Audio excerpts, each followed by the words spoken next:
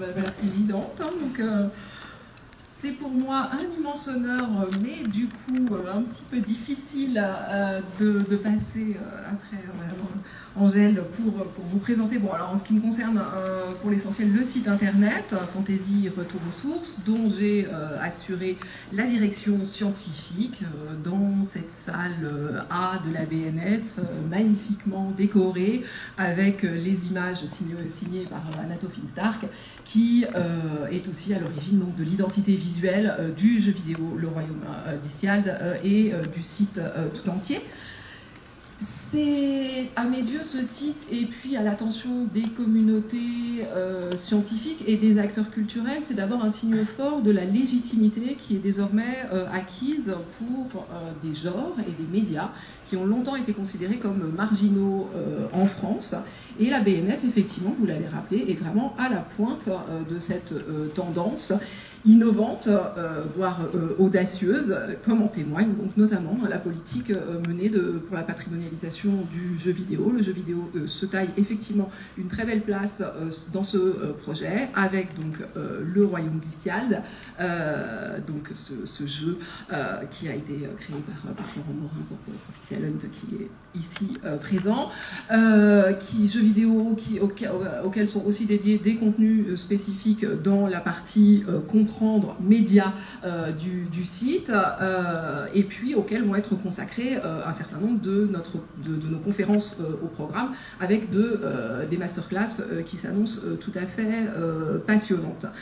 Il y avait eu le merveilleux scientifique il y a quelques mois, il y a actuellement le beau succès de l'exposition Tolkien que ce site internet vient prolonger, et c'est donc aujourd'hui la fantaisie, donc un genre vraiment vivant, un genre contemporain qui rejoint les sites ressources de la BNF, dont on sait à quel point ils sont fameux auprès de tous les amateurs de savoir, et qui donc a l'occasion de dévoiler toute sa richesse. Cette attention aux réalités culturelles de son époque, donc c'est en retour un très beau signe effectivement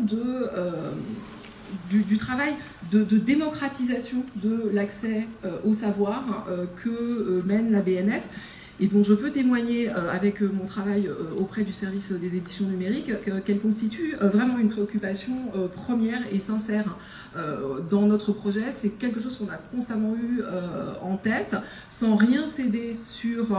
la qualité, sur l'exigence. Vous verrez, après d'1 million de signes, il y a un nombre d'illustrations absolument faramineuses, des albums magnifiques. On a toujours eu à l'esprit que, à travers la fantaisie, certes, on mettait en valeur, c'est le premier des travaux, on valorisait les collections patrimoniales et contemporaines de la BNF, mais aussi on avait là une occasion unique d'attirer vers ce site et vers cette institution des publics et des jeunes publics évidemment, qui ne seraient pas venus spontanément, c'est-à-dire qui n'étaient pas déjà intéressés par ces questions-là, et qu'à travers le jeu ou encore avec les formats courts et plus éditorialisés de la partie découvrir, eh bien on pouvait attirer plus profondément dans ce site et à la découverte du patrimoine. Donc voilà, c'est vraiment une belle mission,